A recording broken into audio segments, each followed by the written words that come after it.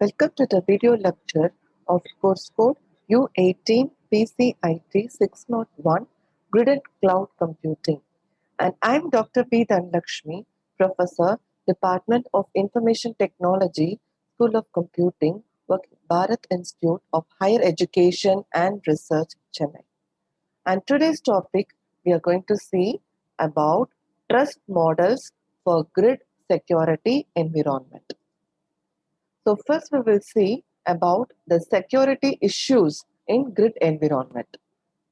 Many potential security issues may occur in a grid environment if qualified security mechanisms are not there. These issues include network sniffers, out of control access, faulty operations in any panel of the grid environment, malicious operation, integration of local security mechanisms, delegation, dynamic resources and services, and any attacks, and so on.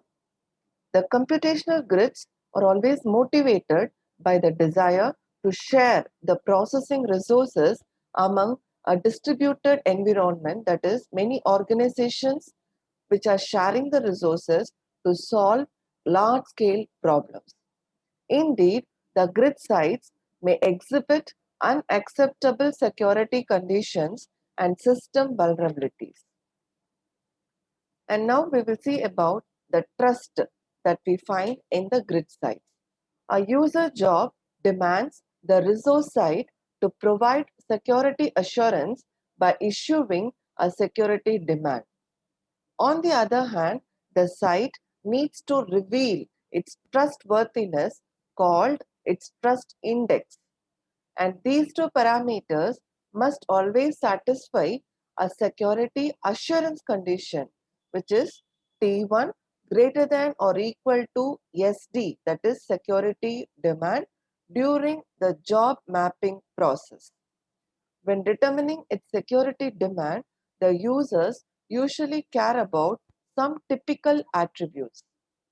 And these attributes and their values are dynamically changing and will depend heavily on the trust model. And even it depends on the security policy, accumulated reputation, self-defense capability, attack history, and site vulnerability. And now we will see the challenges that are outlined to establish the trust among grid sites. The first challenge is the integration with the existing systems and technologies. The resource sites in a grid are usually heterogeneous and autonomous in a distributed environment. It is unrealistic to expect that a single type of security can be compatible and adopted by every hosting environment. At the same time, existing security infrastructure on the sites cannot be replaced in an overnight.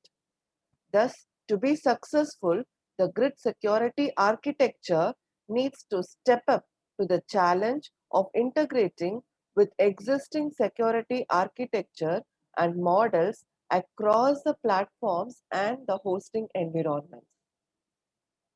The second challenge is the interoperability with different hosting environments. The services are often invoked across multiple domains and need to be able to interact with one another. The interoperation is demanded at the protocol, policy, and identity levels. The third challenge is to construct the trust relationships among interacting hosting environments. And the grid service request can be handled by combining resources on multiple security domains. The trust relationships are required by these domains during the end-to-end traversals. And now we will see how the trust is built and the relationship of the trust in the grid environment. The resource sharing among the entities is the main major goal of grid computing. A trust relationship must always be established before the entities in the grid interoperate with one another. The entities have the independence to choose the other entities that can meet the requirements of the trust to coordinate with. The entities that submit the request should believe the resource providers that they will try to process their request and return the results with the specified QoS factors. To create the proper trust relationship between the grid entities, two kinds of trust models are often used. The public key infrastructure based model, which mainly exploits the PKI, the indicator which is used to authenticate and authorize the entities. Next is the reputation based model, where the grid aims to construct a large scale network computing system by integrating the distributed, heterogeneous, and autonomous resources. And now we will see about the generalized trust model. We identify three major factors which influence the trustworthiness of a resource site. An inference module is required to aggregate these factors. Following are some existing inference or aggregation methods. An intra-site fuzzy inference procedure is called to access the defense capability and direct reputation. The defense capability is decided by the firewall intrusion detection system, the intrusion response capability, and antivirus capacity of the individual resource site. The direct reputation is decided based on the job success rate, the site utilization, job turnaround time, and job slowdown ratio, which is measured. The recommended trust is also known as the secondary trust and is uptime indirectly over the grid network. Now we will see about the reputation based trust model. Here, the jobs are sent to a resource site only when the site is trustworthy to meet the user's demands. The site trustworthiness is usually calculated from the following information: the defense capability, direct reputation, and recommendation trust. The defense capability refers to the site's ability to protect itself from danger. It is accessed according to such factors as intrusion detection, firewall, response capabilities, antivirus capacity, and so on. The direct reputation is based on the experiences of the prior jobs which are previously submitted to the site. And now we will see about the next model, fuzzy trust model. Here in this model, the job security demand is supplied by the user programs. The trust index TI of a resource site is aggregated through the fuzzy logic inference process over all the related parameters. One can use a two-level fuzzy logic to estimate the aggregation of numerous trust parameters and security attributes into scalar quantities that are easy to use in the job scheduling and resource mapping process. And now we will see about how the trust index is determined in the fuzzy trust model. The trust index is normally normalized as a single real number with 0, which represents the condition with the highest risk at a site, and 1 representing the condition which is totally risk-free or fully trusted. The fuzzy inference is accomplished through 4 steps, that is fuzzification, inference, aggregation, and defuzzification. The second salient feature of the trust model is that if a site's trust index cannot match the job security demand, then the trust model could deduce the detailed security features which guide the site security upgrade as a result of tuning this fuzzy system. Now we'll see the various authentication and authorization methods in the grid environment. The major authentication methods in the grid includes passwords, PK, that is a public key infrastructure, PKI, and Kerberos. The password is the simplest method to identify the users but the most vulnerable one to use. The PKI, that is public key infrastructure, is the most popular method supported by grid security environment, which implement uses a trusted third party, which is called the certificate authority, and each user applies a unique pair of public and private keys. The public keys are issued by a CA, that is Certificate Authority, by issuing a certificate after recognizing a legitimate user. The private key is exclusive for each user to use and is unknown to any other users. A digital certificate in IEEE X.509 format, which consists of the username, user public key, the certificate authority's name, and a secret signature of the user. Now we will see how the authorization is done for access control. The authorization is a process to exercise access control of shared resources. The decisions can be made either at the access point of service or at a centralized place.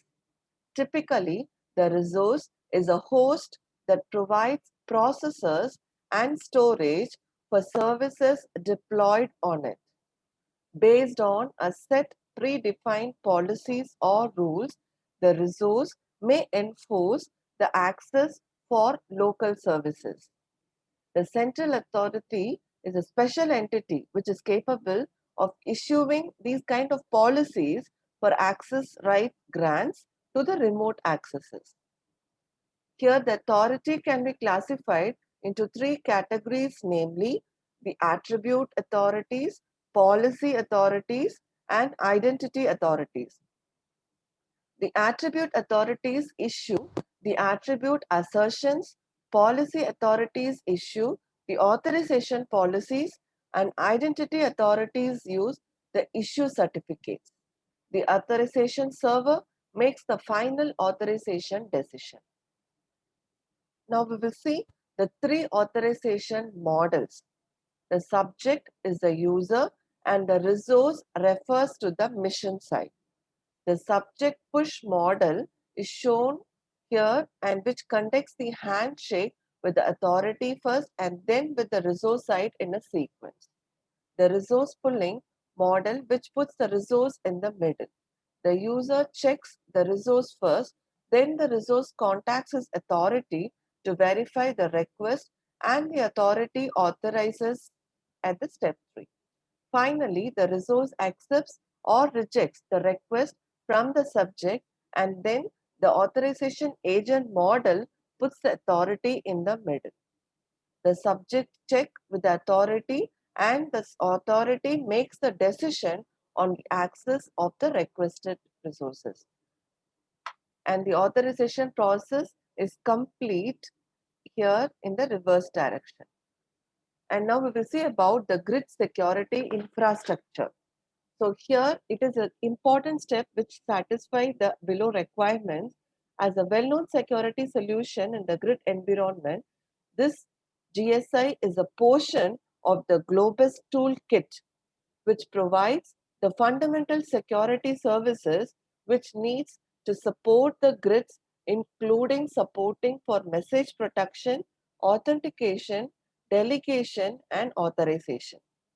So this GSI enables secure authentication and communication over an open network and which permits the mutual authentication across and distributed sites with single sign-on capability. And there is no centrally managed security system is required, and the grid can maintain the integrity of the members' local policies. And this GSI supports both message level security, which supports the WS security standard, and the WS security conversation specification, which provide the message protection for SOAP messages.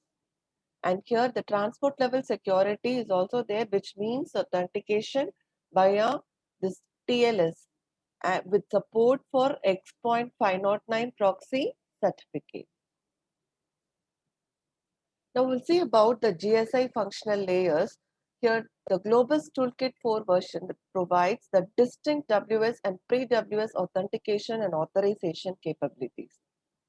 Both built on the same base, namely this X.509 standard and entity certificates and proxy certificates, which are used to identify the persistent entities such as users and servers, and to support the temporary delegation of privileges to other entities respectively.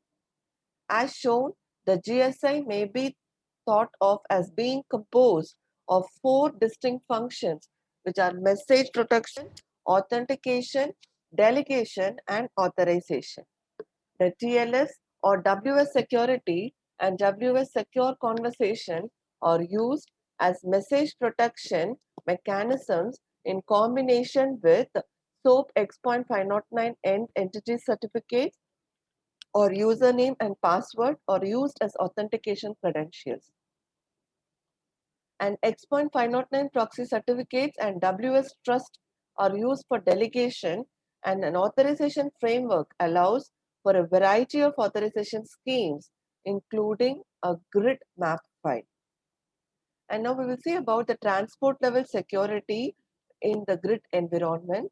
Here, the transport level security entails the SOAP messages conveyed over a network connection protected by TLS, and TLS provides for both integrity protection and privacy via the encryption techniques.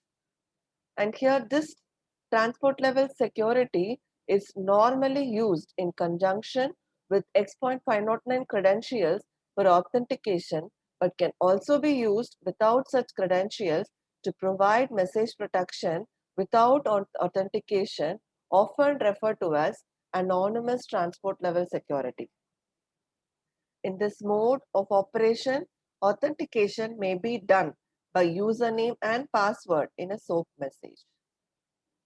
And now we will see about the message level security in the grid environment. Grid security infrastructure also provides the message level security for message protection for SOAP messages by implementing the WS security standard and the WS secure conversation specification. The WS security standard from OASIS defines a framework for applying the security to individual SOAP messages.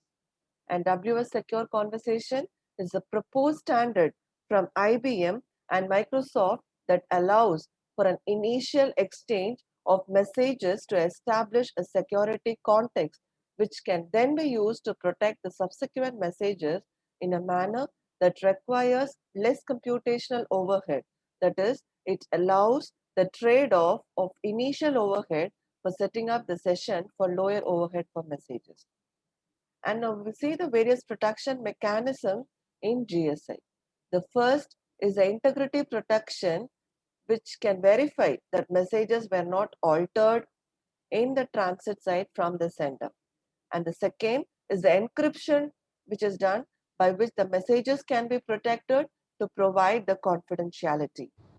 And the third is the replay prevention, by which a receiver can verify that it has not received the same message previously.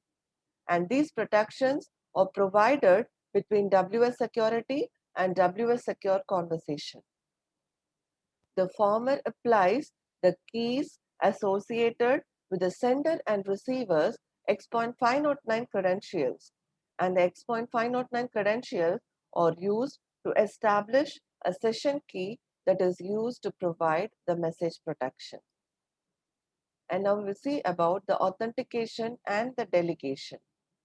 GSI has traditionally supported authentication and delegation through the use of X.509 certificates and public keys. As a new feature in GT4, GSI also supports authentication through the plain usernames and passwords as a deployment option.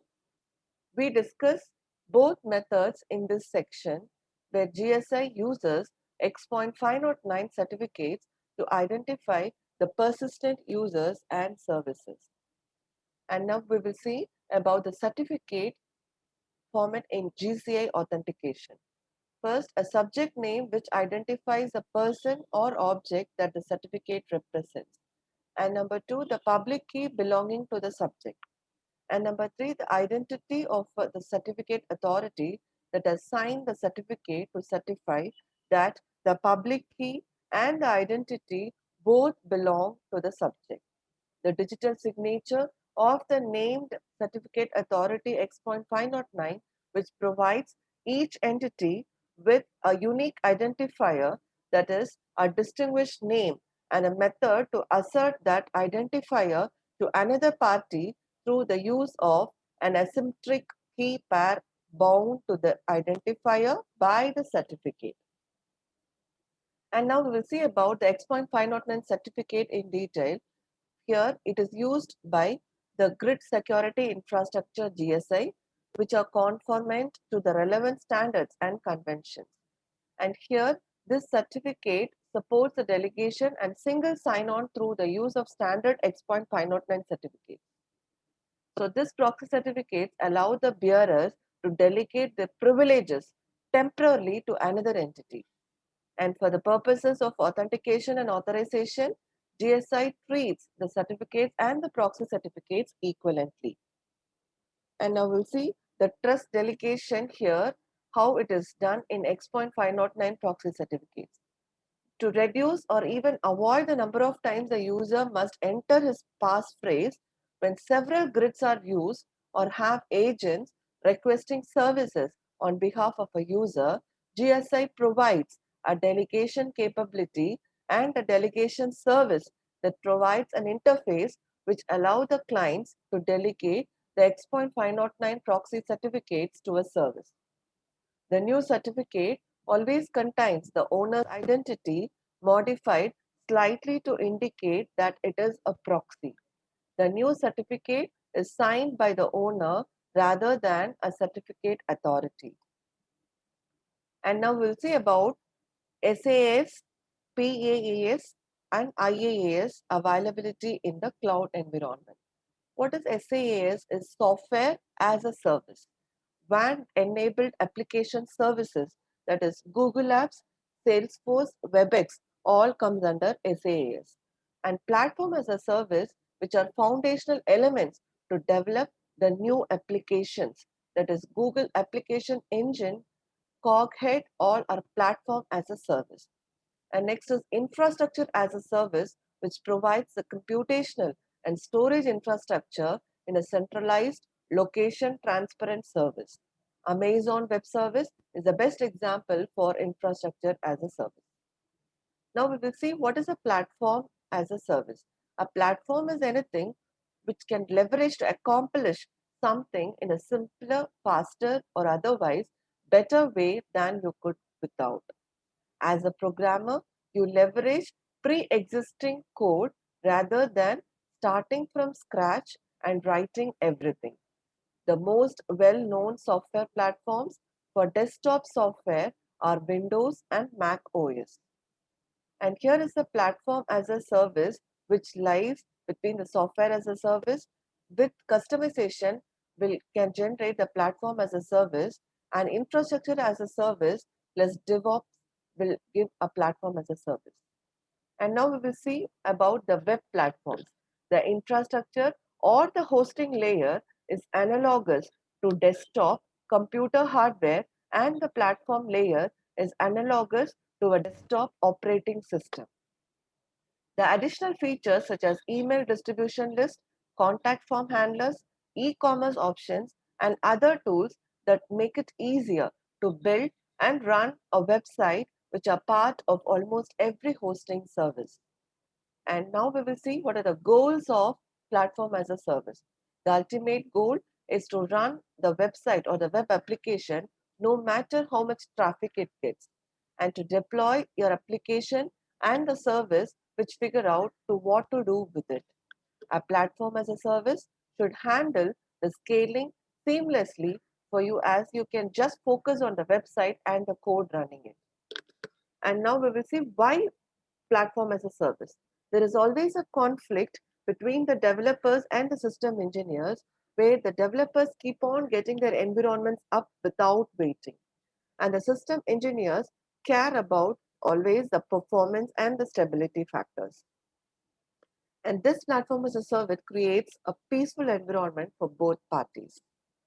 And these are the examples of platform as a service where AWS Elastic Beanstalk, Windows Azure, Heroku, Host.com, Google's App Engine, and OpenShift are all platform as a service. And now we will see about the infrastructure as a service. And here, infrastructure as a service is like a cloud computing environment in which a vendor provides users access to the computing shared resources such as servers, storage, and even networking. The organization use their own platforms and applications within a service provider's infrastructure. And infrastructure as a service is the basic layer in cloud computing model.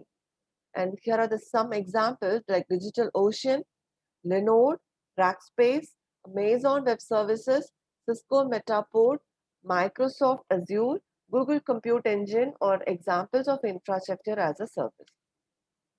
And now we will see about the software as a service. Software as a service is a software delivery model in which the software and data are hosted centrally and accessed via web. It can also even be rented. Configuration and customization are done according to the customer needs. The accelerated feature delivery are done based on the weekly updates. The multi-tenant architecture, which depends on a single instance of the software for multiple client organization. The open integration protocols, the APIs, and the protocols for accessing the company's internal systems. And these are the advantages of the software as a service. User benefits, which depends on the lower cost of the ownership, focus on core competency, and we can access anywhere, and the freedom to choose the better software and the faster product cycles. And here are some of the vendor benefits of the software as a service. Increased total available market, then lower development cost and quicker time to market, and the improved customer relationships. And now we will see the applicability and types of software as a service. First, the enterprise software application, which involves the sharing of data between the internal and the external users. The Salesforce CRM application is the best example for enterprise software application. And next is single user software application, which runs on single user computer and serves one user at a time. Microsoft Office is the best example for single user software application. And next is business utility software as a service, where the applications like Salesforce automation are used by businesses and individuals for managing and collecting data, streamlining collaborative processes, and providing actionable analysis. And the popular use cases are the customer relationship management, human resources, and accounting. The social networking software as a service, where the applications like Facebook are used by individuals for networking and sharing information, photos, videos, etc. And here are the important factors for a good design. The three key differentiators that separate well-designed SaaS application from a poorly designed one are scalability, multi-tenant efficient, and configurable. Then scaling the application, how the maximizing of concurrency can be done and the efficient use of resources can be done, which can be possible by optimizing the locking duration, statelessness, sharing the pooled resources such as threads and network connections, catching reference data, and partitioning large databases.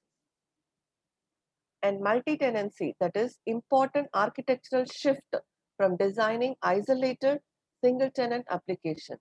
Here, one application instance should accommodate the users from multiple other companies at the same time while providing the transparency.